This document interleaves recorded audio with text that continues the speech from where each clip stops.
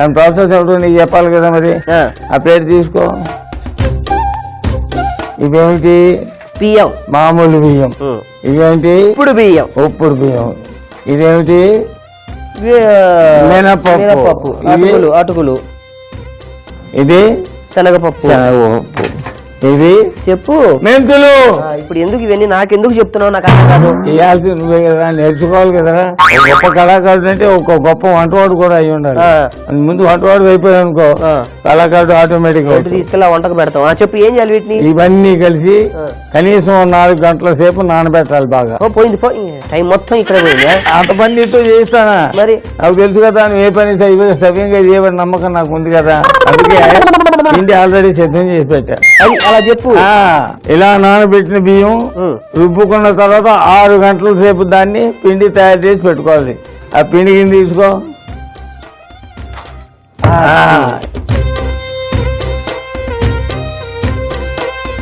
ఇప్పుడు ఏం చేయాలి? దీంట్లో కాస్త ఉప్పు కలుపుకోవాలి.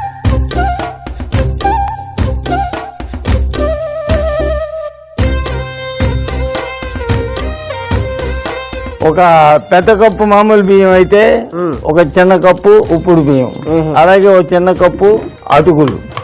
సరే, మినపప్పు గాని శనగపప్పు గాని కేవలం శాస్త్రానికి వేసినట్టు కొద్దిగానే వేస్తాం. మెంతులు మరీ కొద్దిగా వేస్తాం, ఎందుకని చేదు తగలకుండా ఉండడానికి.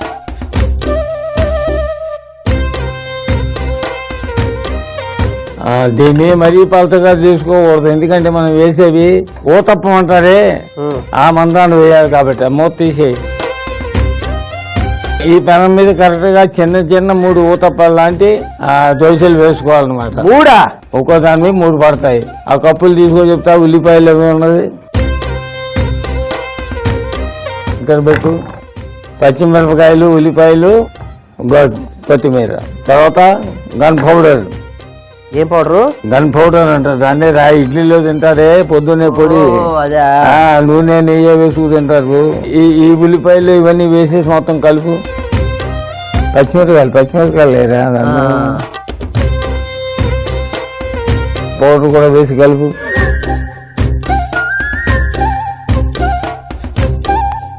ఏం చేస్తామంటే ఈ దోశ వేసుకున్న తర్వాత దాని మీద వీటిని కేవలం పైన అద్దుతాం అంతే తప్ప వీటిని పిండిలో కలపకూడదు.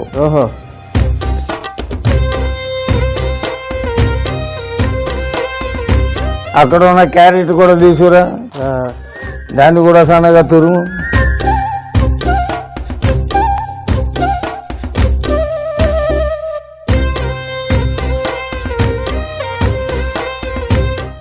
ఈ తురుము కూడా దాంట్లో కలిపేయి.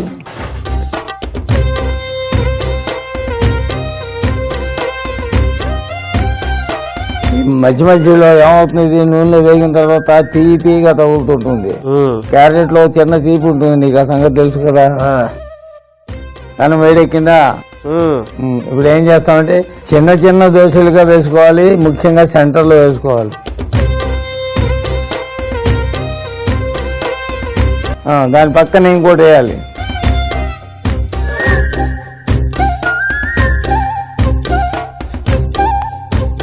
ఈ తురుము వాటి మీద రాచోళ్ళు.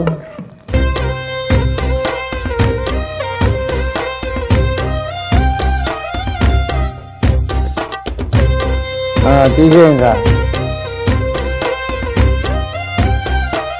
బెస్తరాకులో వేసుకో. ఆ ప్లేట్ తీసుకో చెప్తాను.